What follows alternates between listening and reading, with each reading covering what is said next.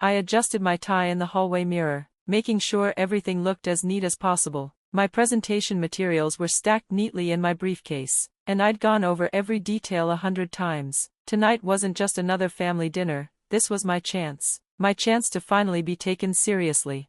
For years, I'd been building something quietly. I wasn't flashy, I didn't have big parties or wear fancy clothes, but I had a vision, and I worked hard through my company, Griffin Capital, slowly growing it step by step. Now I had something big, a $2 billion development project that could change communities for the better. I just needed one thing, backing from Monarch Bank, and that meant getting through to Marcus Williams, my brother-in-law. The same Marcus who once laughed in my face when I asked him for a business loan. 10 years ago, he told me I'd never make it, that my plans were childish fantasies. Since then, he married my sister Rebecca and strutted around like he was royalty, always reminding people how he saved her from her modest roots. When I arrived at their mansion that evening, Rebecca greeted me at the door with a polite kiss on the cheek.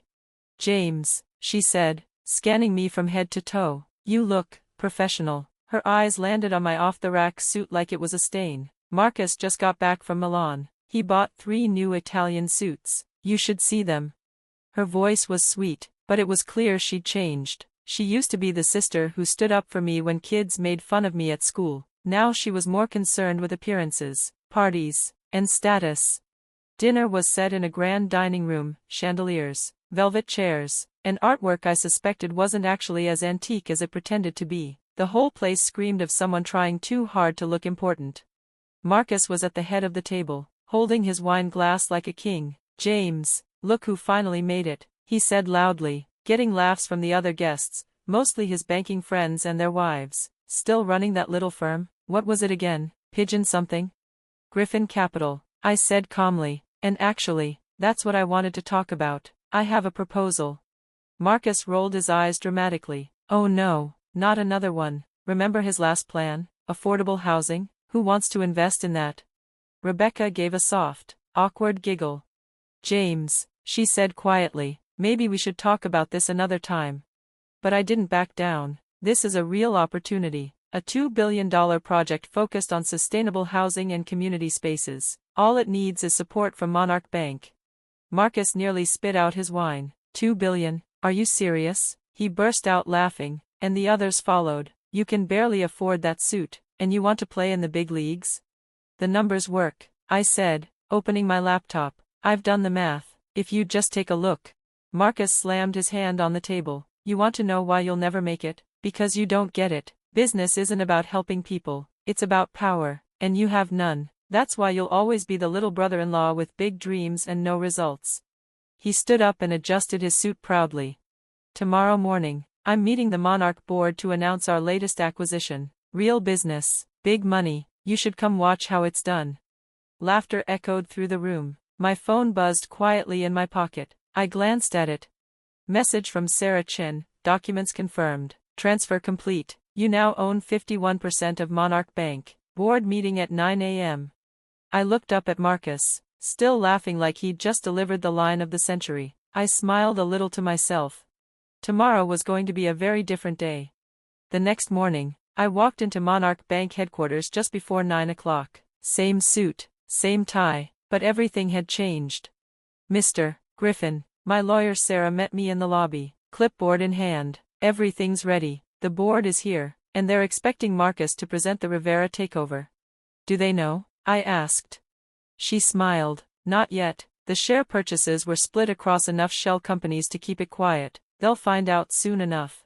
For 10 years, I'd been playing the long game. While Marcus mocked my small business moves, I was quietly collecting power, buying shares, making alliances, reinvesting every dollar. The companies I supported never forgot it. They stuck with me, and now they were part of something bigger, a network of influence strong enough to shift the balance of power.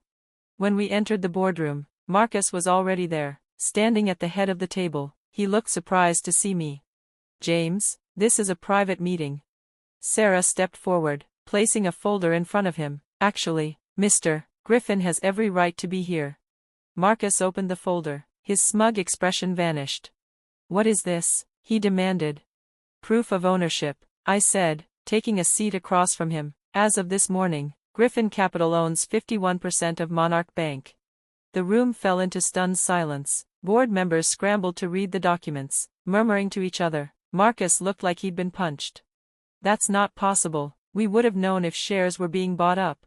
I pulled up a presentation on the room's screen, a complex web of businesses and deals that all led back to Griffin Capital. You didn't see it because you weren't looking. While you were busy showing off your suits and insulting people with small dreams, I was building something real. You can't just take control like this. I leaned forward. Marcus, you said business is about power. You were right, but you never understood what real power is. It's not about bullying people or showing off. It's about building something that lasts, something people believe in. You were too busy climbing over people to notice they were all climbing toward me. He sat back, speechless, while the rest of the board turned their attention to me. They wanted to hear my plan now. And I had one. Years, Marcus had laughed at my small dreams. He said they were pointless, weak, and naive. But those small dreams, the little companies I helped, the quiet investments I made, the people who believed in me when no one else did, they all added up. And now, the board members were finally seeing what I had built. While Marcus was wasting money chasing flashy takeovers and ignoring people, I had been building something real, something strong.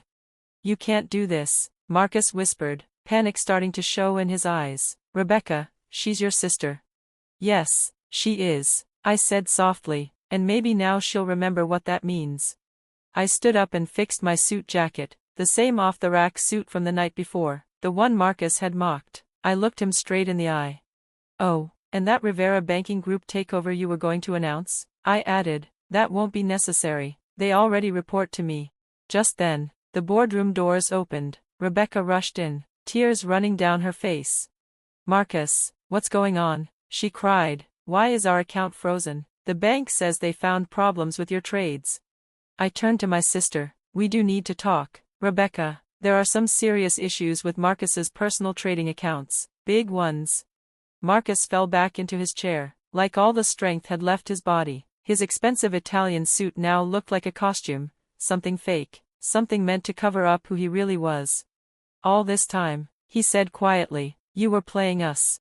No, I said, I wasn't playing anyone. I was doing business the right way, the way you never cared to understand. The weeks that followed were exhausting. Meetings, press calls, audits, one thing after another. As the forensic team went through Monarch Bank's accounts, the truth spilled out like oil from a cracked pipe. Marcus had been lying for years. Secret trades, fake asset reports, personal vacations charged as business trips. It was all unraveling.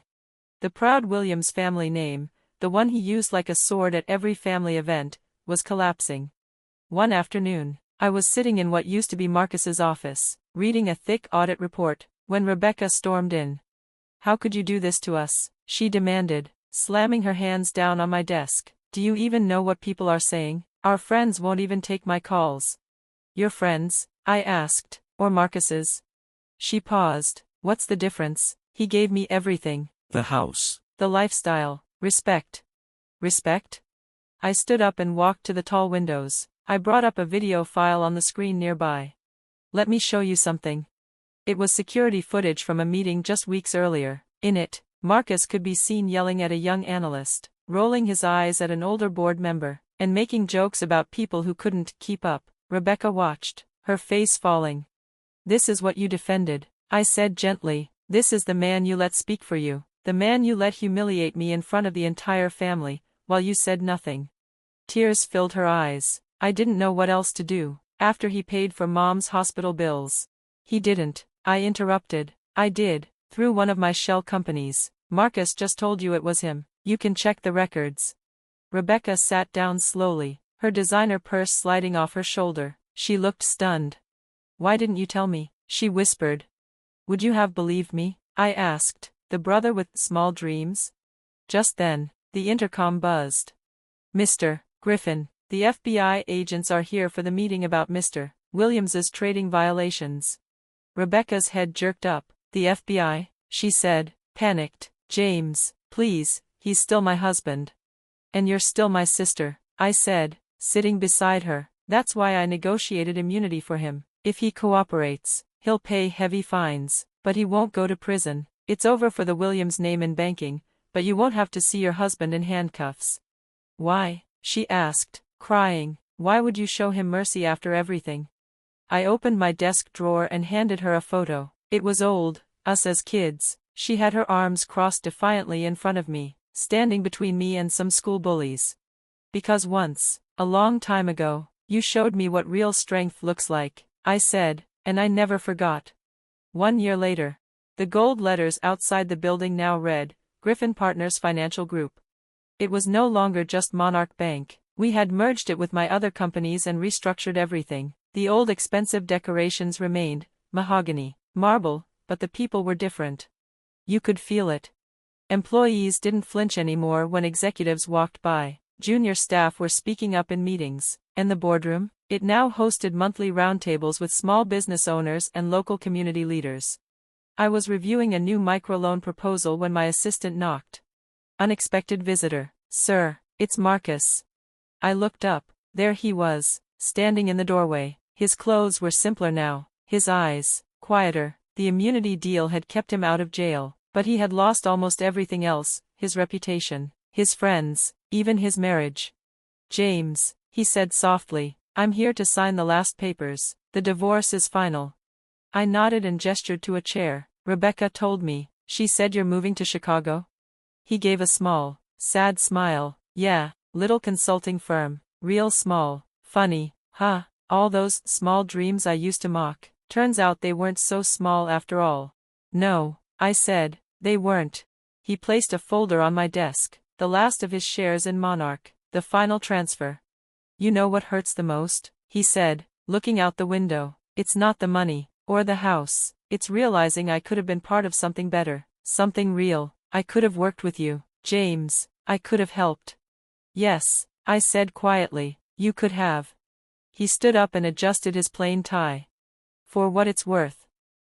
I'm sorry, for all of it. After he left, I walked the floors of the office, watching everyone at work. The young analyst Marcus once mocked was now head of our outreach team. The older board member he dismissed, now our ethics advisor. And Rebecca? She now ran the children's charity she had always dreamed of, filling the entire 10th floor. She had found her voice again. Sometimes we'd eat lunch together and talk about the past. It was slow, but we were healing. Later that evening, my assistant brought me a loan application. Small bakery downtown, she said. The owner says she remembers you from 10 years ago. I looked at the name and smiled. It was the same woman who gave me free coffee when I was just starting out, when I had no money, no reputation, just a dream. I picked up my pen and wrote on the application. Approved, with compliments from the small dream believer. Because in the end, Marcus was right about one thing, business is about power. But he never understood what real power was. Not taking from others, but helping them build.